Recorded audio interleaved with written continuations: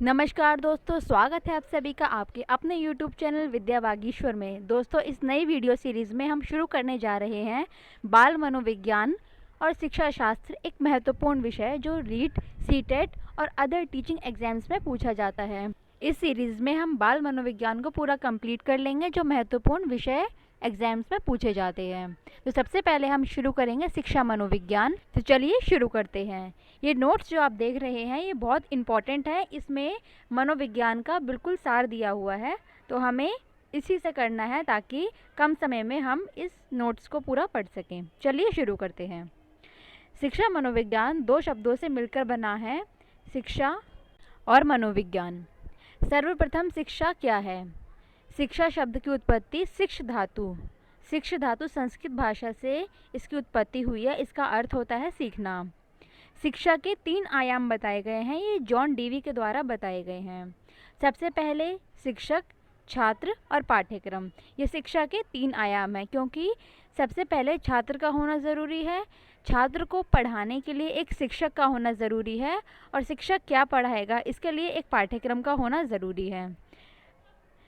John Dewey के अनुसार शिक्षा त्रिध्रुवीय प्रक्रिया है, इसमें छात्र, शिक्षक और पाठ्यक्रम आते हैं। जॉन एडम्स के अनुसार शिक्षा द्विध्रुवीय प्रक्रिया है, इसमें शिक्षक और छात्र आते हैं। आगे बात की जाए तो यहाँ बताया गया है एडुकेशन शब्द की उत्पत्ति लैटिन भाषा के शब्द एडुकेटम से हुई है। वर्तमान में इसका एजुकेशन रूप प्रचलित है जो प्रोनाउंसिएशन के अनुसार गलत है। एडुकेटम का अर्थ होता है अंदर से बाहर निकलना, तो ये दोनों शब्द हमें याद रखने हैं। एडुकेशन शब्द लैटिन भाषा का शब्द है और इसका अर्थ है अंदर से बाहर निकलना। शिक्षा के संकीर्ण अर्थ की बात करें तो वह शिक्षा जो निश्चित समय और स्थान से संबंधित हो, वो शिक्षा का संकीर्ण अर्थ है। इसके विपरीत वह शिक्षा जो समय और स्थान से संबंधित नहीं होती अपितु आजीवन चलती रहती है, उसे शिक्षा का व्यापक अर्थ कहते हैं।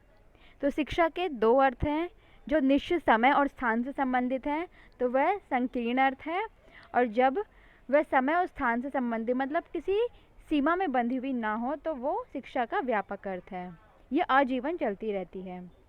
3R पे बात कर लेते हैं। एग्जाम में क्वेश्चन पूछा जाता है 3R का मतलब क्या है। तो सबसे पहला R है रीडिंग, राइटिंग और अर्थमेटिक। ये तीनों R हमें याद रखने हैं।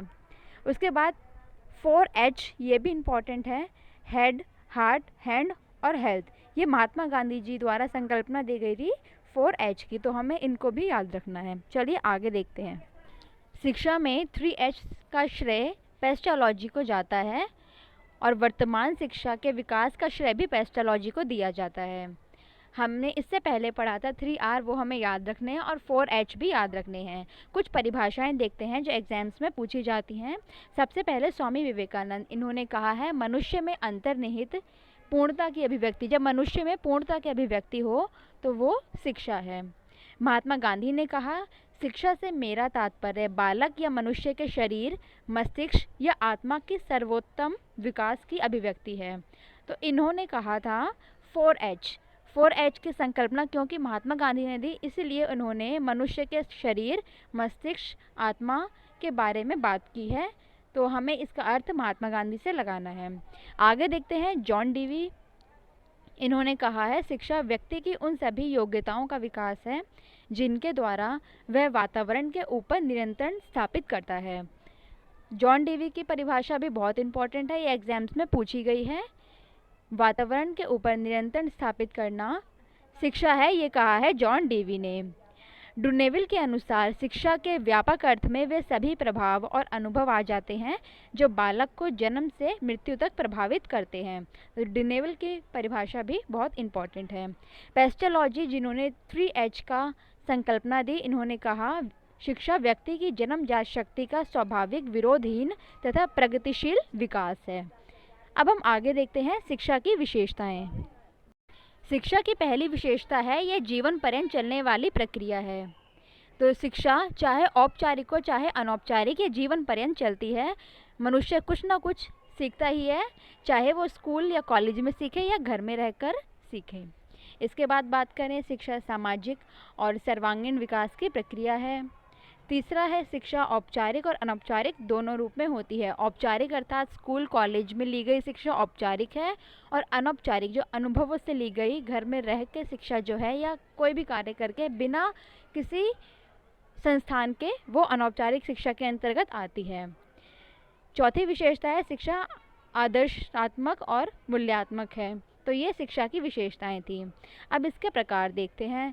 शिक्षा के मुख्य रूप से दो प्रकार हैं, औपचारिक और अनौपचारिक। स्कूल कॉलेज आदि से ली गई शिक्षा औपचारिक या फॉर्मल एजुकेशन के अंतर्गत आती है, और इसके विपरीत अनौपचारिक शिक्षा परिवार से सीखी गई जो ज्ञान है, जो शिक्षा है, वो अनौपचारिक शिक्षा के अंतर्गत आती है, और इसी के अंतर्गत निरौपचारिक पर बात की जाती है। इसमें पत्राचार आदि आते हैं।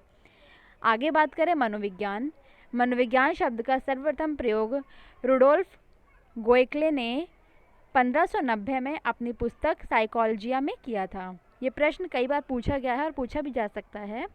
मनोविज्ञान शब्द का सर्वप्रथम प्रयोग किसने किया? तो आंसर होगा रुडोल्फ गोएक्ले, और इनकी पुस्तक थी साइकोलॉजिया। 1590 में इन्होंने मनोविज्ञान शब्द का सर्वप्रथम प्रयोग किया। आगे बात करते हैं। मनोविज्ञान का आदि जनक अरस्तु को बोलते हैं। अरस्तु ने दार्शनिक शास्त्र में मनोविज्ञान की शुरुआत की थी। उस समय मनोविज्ञान को मन का अध्ययन या व्यवहार का अध्ययन ना मान के दर्शन के रूप में माना जाता था। अरस्तु ने मनोविज्ञान को आत्मा का अध्ययन बताया था। आगे बात करें। मनोविज्ञान या आधुनिक मनोविज्ञान के जनक हैं विलियम जेम्स। इन्होंने 1912 में दर्शन शास्त्र से मनोविज्ञान को अलग किया। तो सबसे पहले जब मनोविज्ञान की शुरुआत हुई तो वो केवल मनोविज्ञान विषय के साथ नहीं हुई थी, ये दर्शन से ही संबंधित था। लेकिन 1912 में विलियम जेम्स ने मनोविज्ञान को दर्शन शास्त्र से अलग किया। ये एक क्वेश्चन भी एग्जाम में पूछा गया है, इसीलिए इन नोट्स में इनको इंक्लूड किया गया है। आगे बात करते हैं। मनोविज्ञान शब्द की उत्पत्ति साइकी प्लस लोगोस से हुई है। साइकी का अर्थ होता है आत्मा और लोगोस का अर्थ होता है अध्ययन करना। तो इसका संयुक्त अर्थ होगा आत्मा का अध्ययन, क्योंकि पहले मनोविज्ञान को आत्मा का अध्ययन माना जाता था, इसीलिए शब्द साइकोलॉजी पढ़ा। साइकोलॉजी शब्द ग्रीक भाषा का शब्द है। इसमें नोट दिया गया है ग्रीक भाषा के ना होने पर लैटिन सही होगा। अगर ऑप्शंस में आपको ग्रीक नहीं दिया गया हो तब लैटिन ऑप्शन सही होगा। आगे बात करते हैं। आगे हम देख रहे हैं मनोविज्ञान की विकास प्रक्रियाएं। तो सबसे पहले मनोविज्ञान हमने जान ही लिया कि एक विषय के रूप में नहीं था, ये दर्शन शास्त्र से जुड़ा हुआ था। तो ये आत्मा का विज्ञान कहलाता था। इसके मानने वाले थे प्लेटो, अरस्तु, देकार्ते। ये 16वीं शताब्दी की बात है। प्लेटो, अरस्तु, देकार्ते हमें याद रखना है, ये आत्मा का विज्ञान मानते थे मनोविज्ञान को। धीरे धीरे पेम्पलॉजी, John Locke, Thomas Reid, Berkeley ने समर्थन किया कि मनोविज्ञान आत्मा का मनोविज्ञान या आत्मा का विज्ञान नहीं है, ये मन को जानने का विज्ञान है। तो आत्मा से हटकर बात आई मन पे, जो मन का अध्ययन और मस्तिष्क का अध्ययन करना मनोविज्ञान कहलाने लगा। ये 17वीं शताब्दी में शुरू हुआ। पेम्पलॉजी और John Locke, Thomas Reid, Berkeley इसके समर्थक थे।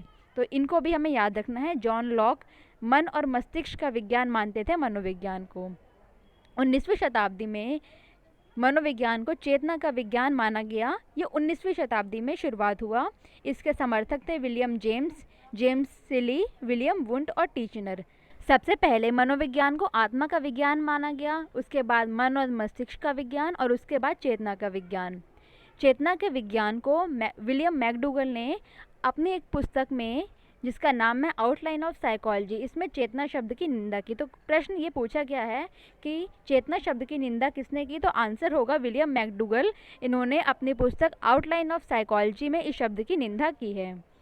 इन तीनों के बाद अगले नंबर पे आया व्यवहार का विज्ञान। तो सबसे पहले आत्मा, उसके बाद मन मस्तिष्क, और उसके बाद चेतना, और अब व्यवहार।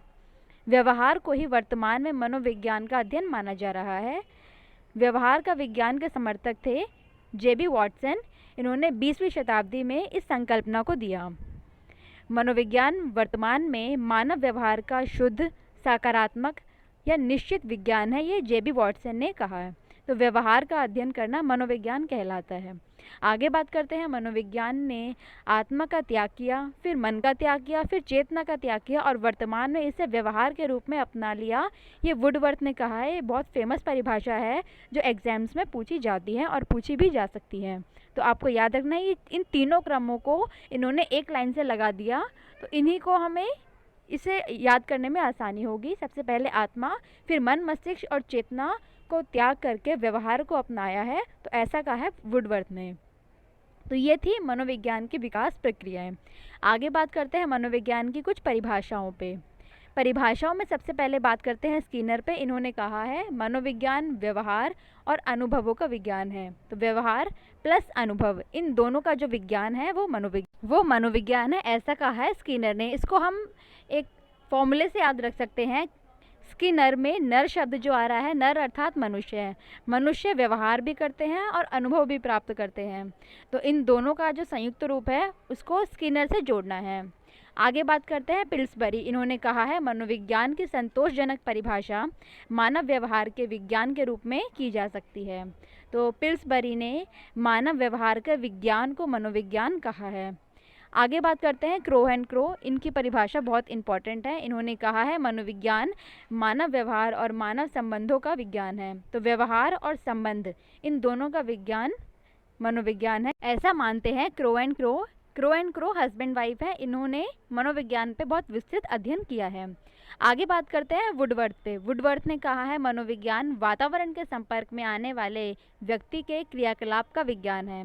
तो व्यक्ति के क्रियाकलापों का विज्ञान मनोविज्ञान है, ऐसा कहते हैं वुडवर्थ। इसको हम याद रख सकते हैं। वुड अर्थात लकड़ी, तो लकड़ी से लोग कई सारे क्रियाकलाप करते हैं, तो व्यक्ति के क्रियाकलापों का विज्ञान वुडवर्थ ने कहा है, ऐसा हम याद रख सकते हैं। तो यहाँ हमने बात करी कुछ परिभाषाओं की। इसमें Skinner, Pillsbury, crow and crow और वुडवर्थ की परिभाषाएं मुख्य थी, इसलिए नोट्स में इनको इंक्लूड किया गया है। चलिए अब आगे देखते हैं। आगे मनोविज्ञान की शाखाएं दी गई हैं।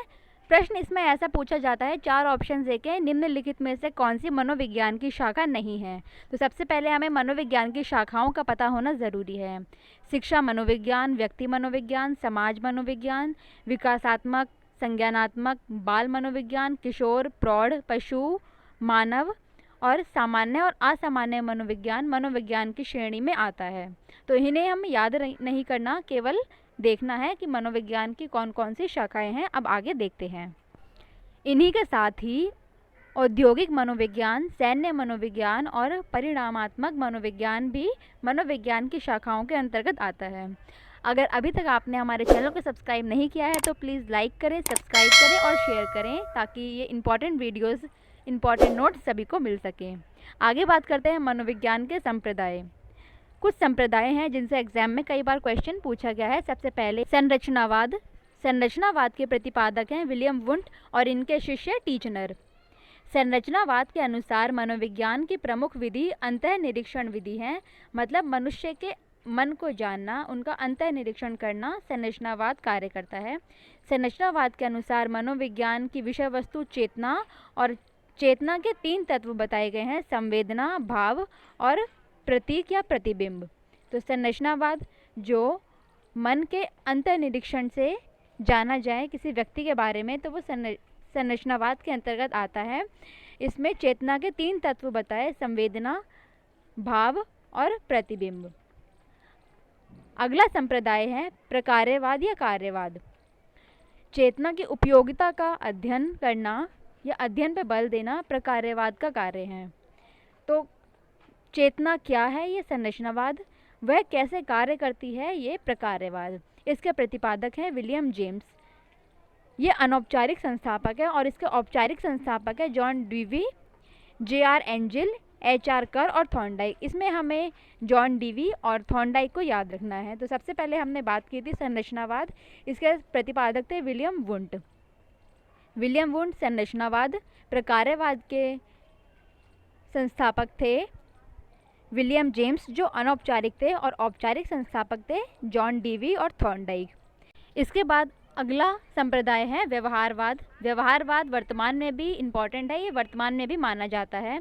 इसके प्रतिपादक थे जे.बी. वॉटसन। 1913 में इन्होंने ये संकल्पना दी थी। 1925 में इन्होंने ये कहा इनकी ये परिभाषा बहुत इम्पॉर्टेंट है। मुझे चाहे जो बालक दे दो, मैं उसे पुलिस, इंजीनियर, डॉक्टर या कुछ भी बना सकता हूँ। तो इन्होंने ये परिभाषा दी, एग्ज़ाम में कई बार पूछी गई है। ये परिभाषा है जेबी वॉटसन, व्यवहारवाद के प्रतिपादक की। आगे बात करते हैं। व्यवहारवाद के अनुसार मनोविज्ञान की विषय वस्तु मानव का व्यवहार है। मानव जैसा व्यवहार करता है उसका अध्ययन करना व्यवहारवाद कहलाता है। इसकी प्रमुख विधियां हैं निरीक्षण विधि। व्यक्ति का निरीक्षण करके, उसके व्यवहार का निरीक्षण करके मनोवैज्ञानिक पता लगाते हैं कि वो वैसा क्यों कर रहा है। अनुबंधन करके, जो प्राचीन अनुबंधन सिद्धांत हम जानते ही हैं, वो भी इसी पे आधारित है। जब किसी चीज़ को अनुबंधित कर दिया जाता है तो अधिगम अधिक अच्छे से होता है। इसके अलावा परीक्षण करके, उसका टेस्ट करके कि वो किस प्रकार का व्यवहार कर रहा है, हम उस व्यक्ति के व्यवहार को जांच सकते हैं। और शाब्दिक रिपोर्ट विधि से भी व्यक्ति के व्यवहार का पता लगाया जा सकता है। तो ये संप्रदाय था व्यवहारवाद। चलिए अगले संप्रदाय की ओर चलते हैं। अगला संप्रदाय है गेस्टाल्टवाद। गेस्टाल्ट एक जर्मन भाषा का शब्द है। इसका अर्थ होता है पूर्णाकार। ये संप्रदाय मानता है कि मनुष्य को अधिगम करने के लिए कोई पहले से प्रक्रिया करने की ज़रूरत नहीं है, ना ही अनुबंधन करने की ज़रूरत है, जैसा कि पावलोव व थॉर्नडाइक ने कहा। जबकि गेस्टाल्टवाद मानता है कि एक आइडिया, एक जो तुरंत आइडिया आता है मनुष्य के मस्तिष्क में, वो ही उसको उस कार्य के सिद्धि में सहायता करता है। तो गेस्टाल्टवाद, इस शब्द का अर्थ होता है पूर्णाकार। इसकी स्थापना करी थी मैक्स वर्दीमर ने, कोफका और कोहलर। 1912 हमें याद रखना है, जिसमें सबसे प्रसिद्ध हैं कोहलर। इन्होंने जो प्रयोग किया चिंपैंजी पे, उस चिंपैंजी को प्रयोग को लेकर गेस्टाल्टवाद बहुत फेमस हुआ। गेस्टाल्टवाद पूर्ण से अंश की ओर बल देता है। इसके बाद मनोविज्ञान का अगला संप्रदाय है मनोविश्लेषणवाद। मनोविश्लेषणवाद के प्रतिपादक है सिगमंड फ्राइड।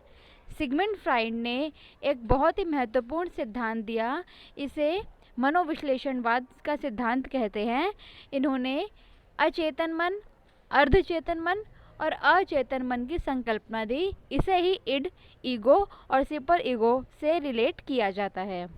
इसके बाद बात करते हैं प्रयोजनवाद या प्रेरकीय संप्रदाय। इसके प्रतिपादक हैं विलियम मैकडूगल। इन्होंने प्रेरकों को महत्वपूर्ण माना है। सहचर्यवाद, साहचर्यवाद के प्रतिपादक है जॉन लॉक। ये मनोविज्ञान के कुछ महत्वपूर्ण संप्रदाय थे जो हमने देखे, एग्जाम में ये बहुत पूछे जाते हैं। अब बात करते हैं कि मनोविज्ञान ने शिक्षा को कौन कौन से महत्वपूर्ण सिद्धांत दिए जो शिक्षा के लिए महत्वपूर्ण साबित हुए। पहले बात करते हैं बालकों को महत्व प्रदान किया। मनोवैज्ञानिक शिक्षा से पहले शिक्षा का केंद्र बालक न होकर शिक्षक था, जिससे वो प्रगतिशील शिक्षा नहीं होती थी। बालक को केवल वस्तु माना जाता था। अगली विशेषता है बालक की अवस्था को महत्व देना। मनोविज्ञान बालकों की अवस्थाओं को महत्व देता है, जैसे भ्रूणावस्था, शैशवावस्था, बाल्यावस्था, किशोरावस्था, प्रौढ़ावस्था, वृद्धावस्था। इसके बाद रुचि और मूल प्रवृत्तियों को महत्व देता है।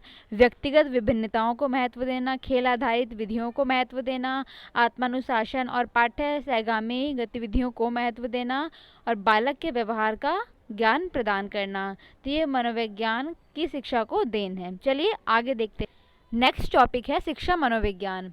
इसमें इम्पॉर्टेंट यह है कि कॉलसैनिक ने माना है कि प्लेटो ने शिक्षा मनोविज्ञान की शुरुआत की, जबकि स्किनर मानते हैं कि अरस्तु ने शिक्षा मनोविज्ञान की शुरुआत की।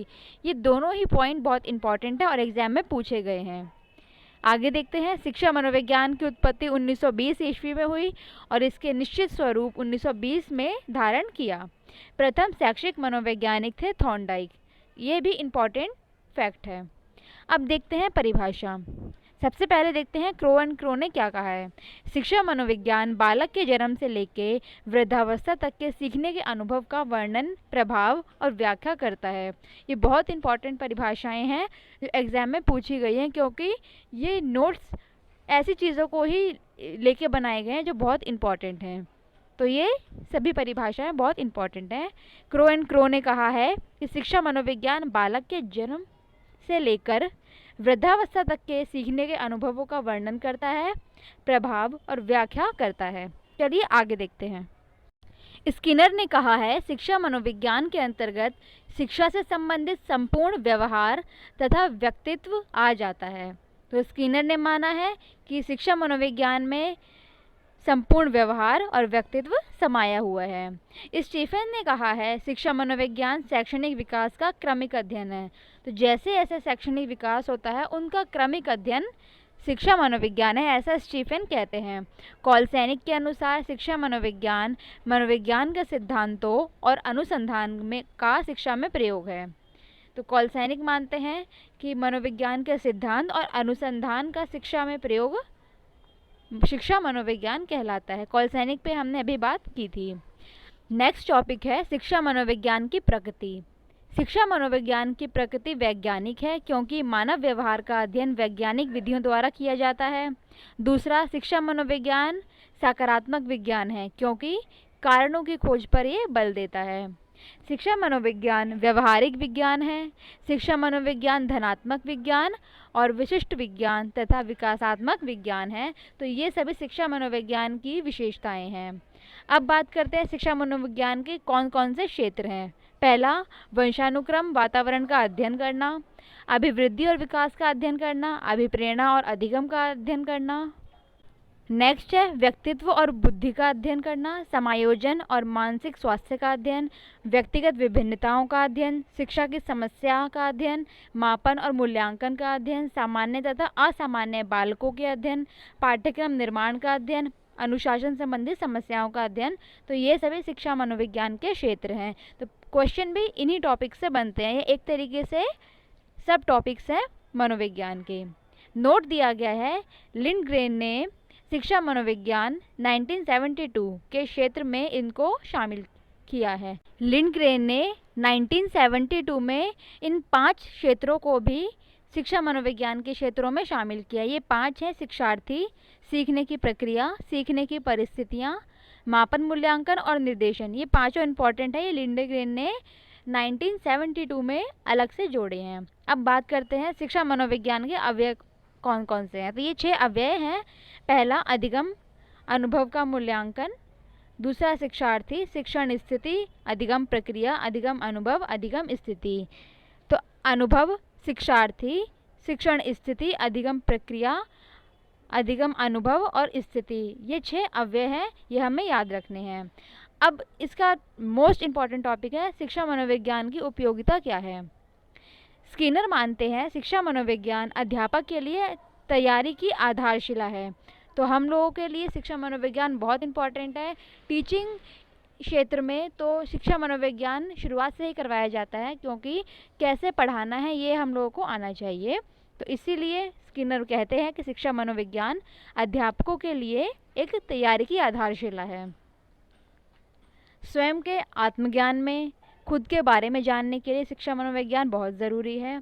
बालक की आवश्यकताओं और समस्याओं को जानने में, व्यक्तिगत विभिन्नताओं को जानने में, शिक्षण विधियों का चयन करने में, ताकि किस शिक्षण विधि से किस विषय को अच्छी तरीके से बालकों तक समझाया जा सकता है। मापन मूल्यांकन करने के लिए, समय सारणी का निर्माण करने के लिए, बाल विकास का ज्ञान प्राप्त करने के लिए, शिक्षण को प्रभावी बनाने के लिए, कक्ष की समस्याओं के समाधान में, व्यक्तिगत विकास में सहायक है। तो कई सारे इसकी उपयोगिता है शिक्षा मनोविज्ञान की। अब बात करते हैं शिक्षा मनोविज्ञान की विधियाँ। मुख्य रूप से शिक्षा मनोविज्ञान की विधियों को 2 प्रकार में बांटा है, आत्मनिष्ठ और वस्तुनिष्ठ। सबसे पहले हम बात करेंगे आत्मनिष्ठ क्या है। आत्मनिष्ठ अर्थात स्वयं के द्वारा खुद का निरीक्षण करना, ये आत्मनिष्ठ विधि है। ये पहली प्राचीन विधि है। इसके प्रतिपादक हैं विलियम वुंट और टीचनर। तो इनके नाम हमें याद रखने हैं, विलियम वुंट और टीचनर आत्मनिरीक्षण विधि से संबंधित हैं। इस विधि की हानि ये है कि इसमें आत्मनिष्ठता का दोष होता है, वस्तुनिष्ठता और वैज्ञानिकता का अभाव है। इसमें आती है गाथा वर्णन विधि। कुछ बिंदुओं के आधार पर जीवन की कथा का वर्णन करना गाथा वर्णन विधि है। ये आत्मनिष्ठ विधि का ही एक प्रकार है। आगे बात करते हैं वस्तुनिष्ठ विधियाँ। तो सबसे पहली है प्रयोगात्मक विधि। मनोविज्ञान को विज्ञान का दर्जा दिलाने वाली पूर्व निर्धारित दशाओं में मानव व्यवहार करते हैं, ये वस्तुनिष्ठ विधि बताती है। इसके प्रतिपादक हैं विलियम वुंट। वस्तुनिष्ठ विधि का अगला प्रकार है निरीक्षण विधि। निरीक्षण विधि के प्रतिपादक हैं जेबी वॉटसन। यह विधि छोटे बालक, जानवर, पागल व्यक्तियों के अध्ययन करने के लिए उपयुक्त होती है। इसके कई प्रकार हैं। निरीक्षण विधि को मुख्य रूप से दो भाग में बांटा है, औपचारिक और अनौपचारिक। इसमें देखते हैं हम व्यक्तिगत इतिहास विधि, इसे केस स्टडी भी बोलते हैं। पूर्व से लेकर वर्तमान तक का अध्ययन इसमें किया जाता है। इसके प्रतिपादक हैं टाइडमैन। एग्जाम में पूछा गया है कि केस स्टडी विधि के प्रतिपादक कौन है, तो इसका आंसर होगा टाइडमैन। यह विधि बाल अपराधी, समस्यात्मक तथा मानसिक रोगियों का अध्ययन करने के लिए उपयुक्त है। अगली विधि है प्रश्नावली विधि। इसके प्रतिपादक हैं वुडवर्थ। इन्होंने मनोविज्ञान में प्रश्नावली विधि का प्रयोग किया और इसके आदि जनक हैं सुकरात। इसे कागज पेंसिल विधि भी कहते हैं। तो प्रश्नावली विधि के प्रतिपादक हैं वुडवर्थ। इन्होंने मनोविज्ञान में इसका प्रयोग किया और इसके आदि जनक हैं सुकरात। अगली विधि है मनोविश्लेषण विधि। इसके प्रतिपादक है सिगमंड फ्राइड। मनोविश्लेषणवाद के जनक भी यही हैं। बालक के अचेतन मन का अध्ययन मनोविश्लेषण विधि में किया जाता है। अगली विधि है विकासात्मक विधि, जेनेटिक विधि भी इसको कहते हैं। इसके प्रतिपादक हैं जीन पियाजे। इसके द्वारा बाल विकास की अवस्थाओं का अध्ययन किया जाता है। समाजमिति विधि, इसके प्रतिपादक है जे.एल. मोरिनो। तो समाजमिति विधि है जे.एल. मोरिनो की। 1934 में इन्होंने इसको प्रतिपादित किया। इस विधि के द्वारा समूह की संरचना का अध्ययन किया जाता है। यह है समाजमिति विधि। अगली है योजना विधि। इसके प्रतिपादक हैं किलपैट्रिक। ये बहुत इंपॉर्टेंट है, कई बार एग्जाम्स में पूछी गई है। योजना विधि के प्रतिपादक हैं किलपैट्रिक। यह विधि जॉन डीवी के प्रयोजनवाद पर आधारित है। तो प्रयोजनवाद जॉन डीवी का है और इस विधि के प्रतिपादक हैं किलपैट्रिक, जो जॉन डीवी के शिष्य थे। यह विधि करके सीखने पर बल देती है। तो योजना विधि से प्रयोगात्मक प्रश्न ज़्यादातर पूछे जाते हैं। इसके बाद है अन्वेषण या खोज विधि। इसके प्रतिपादक है आर्मस्ट्रॉन्ग। मैं स्वयं खोज करके सीखता हूँ। तो जो सीखता है वो स्वयं खोज करके सीखता है। तो इस विधि पे जो प्रतिपादन किया है वो आर्मस्ट्रॉन्ग ने किया है। इसके बाद है उपचारात्मक विधि। आचरण संबंधी जटिलताओं को दूर करने के लिए इस विधि का प्रयोग किया जाता है। तो यह है उपचारात्मक विधि। जैसे पढ़ाई में कठिनाई महसूस करने वाले, हकलाने, तुतलाने वाले गंभीर संवेगों का शिकार बालक से इस विधि का प्रयोग किया जाता है। तो यहाँ पे हमारा ये चैप्टर कंप्लीट होता है। अगर आपको ये नोट्स अच्छे लगे हों तो प्लीज़ सब्सक्राइब करें, लाइक करें और शेयर करें। और ऐसे ही और वीडियोस के लिए हमारे चैनल के साथ बने रहें। धन्यवाद। मिलते हैं अगली वीडियो में।